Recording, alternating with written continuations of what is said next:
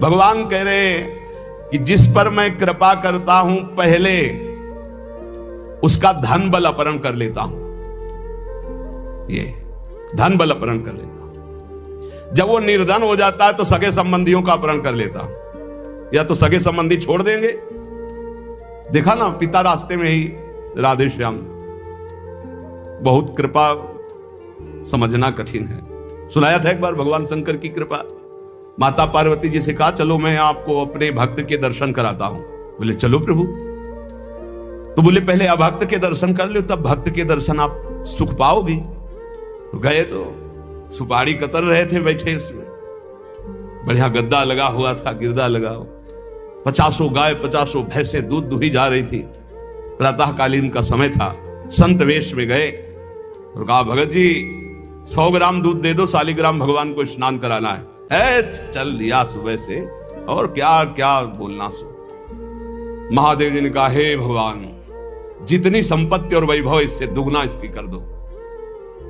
माता जी ने कहा औघड़ इसीलिए कहा जाता है इनको, बड़े औघड़ नाथ है। 100 ग्राम दूध ले दिया, गाली दिया, ऊपर से कह रहे संपत्ति कह दो दुगनी। बोली नहीं पर अंदर अंदर बहुत विचित्र औढ़रदानी है इनका। आशुतोष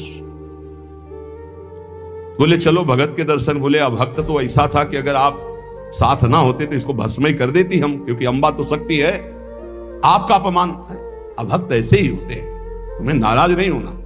भक्त के पास गए, एक झोपड़ी फूस की, एक गाय, और उसी फूस की झोपड़ी में माँ उसकी मैया रहती थी। गए जो देखा संत तो साष्टांग दंडवत किया। आओ बैठो बैठाला। 100-200 ग्राम गाय का दूध होगा, वो बढ़िया पान करने को ले दिया। प्रभु थोड़ी देर भगवत चर्चा हुई। भगवान श्री ने कहा अच्छा भाई चलते हैं, हम तो विचरण करते रहते हैं। बोले संत भगवान कभी पुनः कृपा करके आना। हम कुटिया के बाहर निकले और कहा हे करुणा निधान भगवान इसकी गैया और मैया दोनों हटा दो, मार दो। अंबा जी ने कहा आप बर्दाश्त नहीं होगा।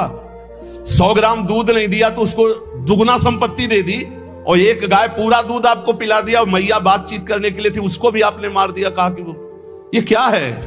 अभी तुम नहीं समझे। जब इतनी संपत्ति में साधु अपमान करके ऐसी गालियां देता है, जब डबल संपत्ति होगी तो ऐसा अपराध करेगा घोर नरक जाएगा, समझो। और इसका कुछ मन मैया में जाता है, कुछ गैया में जाता है। दोनों भगवान के पास गए, अखंड हमारा चिंतन करेगा या हमें लीन हो जाएगा। माता जी का ये बात तो सही। तो बोले जिस पर मैं कृपा करता हूं इस माया प्रपंच से उसे अपने स्वरूप में स्थित करता हूं। वो जरूरत देखो, जरूरत है। ऐसा नहीं कि एक बुखार की दवा सबके साथ चलेगी। बुखार की भी क्वालिटियां हैं, समझना। अब मलेरिया है तो उसके लिए अलग, डेंगू है तो उसके लिए अलग, साधारण वायरल है तो उसके लिए अलग। हम लोग साधारण बुखार वाले हैं, चिंता मत करो। ऐसे हाई इंजेक्शन नहीं लगेंगे जैसे त्रिपुरदास जी के लगे, या प्रहलाद जी के लगे, या नरसिंह मेहता जी के लगे, या मीरा जी के लगे। अपने लोगों के नहीं लगेंगे। बहुत ऐसे वायरल, जैसे ऋतु का बुखार है ना, अपने लोग ऐसे बुखार के मरीज हैं। डेंगू वाले नहीं है कि भर्ती हो जाए प्लेटें कम हो रही। डरना मत। अलग अलग बुखार की जैसे दवा, ऐसे अलग अलग भक्ति की स्थिति की परीक्षा होती है। अब इसकी स्थिति क्या होगी वो तो जगत पावन करने वाले भगवान ये देखते हैं। बहुत सुंदर बात है ये, अगर समझ में आ जाए। भगवान अंधकार का नाश कर देते हैं, भगवान स्वप्न का नाश कर देते हैं। ये सब स्वाप्निक जगत है। अब मोह ममता से युक्त इसलिए डर जाओगे, तो हम कह रहे हैं तुम्हारे साथ ऐसा होगा ही नहीं, क्योंकि तुम उतनी स्थिति के ही नहीं हो। डरना मत, सच्ची मानिए। क्या चक्रवर्ती सम्राट अम्बरीश जी भगवान के भक्त नहीं है?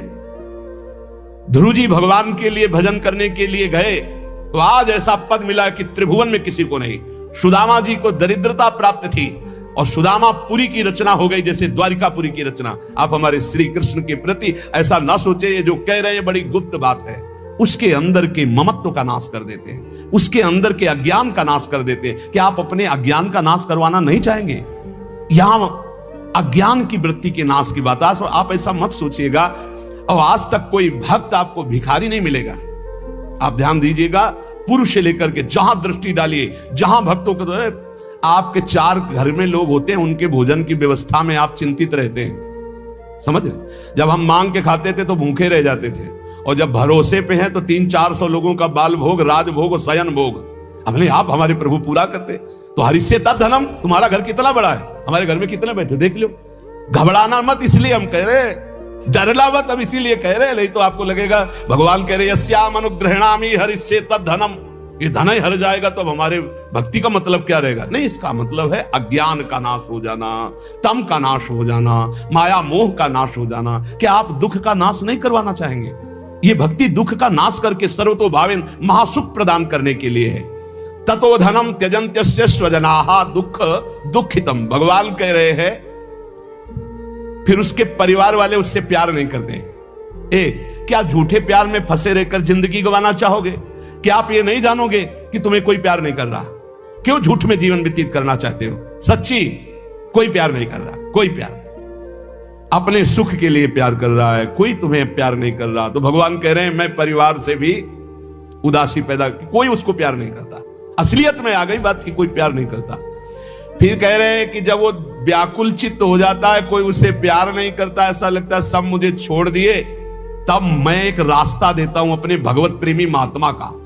वो विशुद्ध संत से मिलता है, और जब संत से मिलता है तब मैं उसे अपनी कृपा से ऐसा सराबोर कर देता हूं, अनुग्रह की वर्षा कर देता हूं, और वो मेरे में डूब जाता है। महाभागवत जन्म जन्मांतर के पापों का नाश करके महान सुख की प्राप्ति, यह है रहस्य हमारे प्रभु का, जो भक्तों के जीवन में जगह जगह पर दुख दिखाई देता है। वो हर मोड़ में ईंट खड़ी कर देते हैं, इधर चल सीधे। ये इतना फिसड्डी मन है कि अगर वो कृपा न करे तो माया में फंसा रहे, पर वो ऐसे ईंट रखते चले जाते, निकल मेरी तरफ बढ़कर आ जा।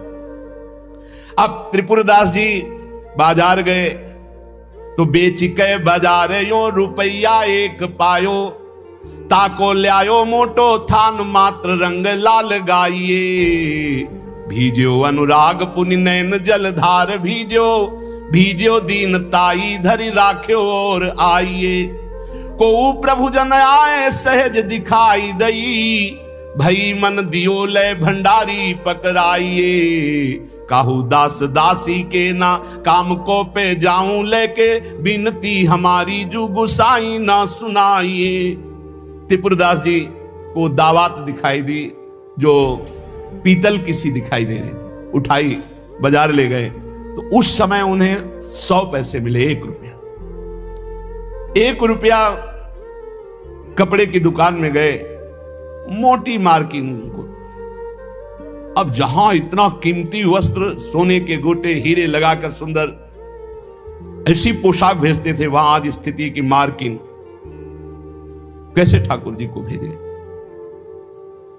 लाल रंग से लगा, लाल रंग अनुराग का रंग, सफेद मार्किन लाके आंसू गिरते जा रहे हैं कि नाथ ये मोटा मार्किन आपके तो दास दासियों के लायक था, आपको पर कुछ नहीं है। अनुराग में भीने हुए नेत्रों से अश्रुधार बह रही है।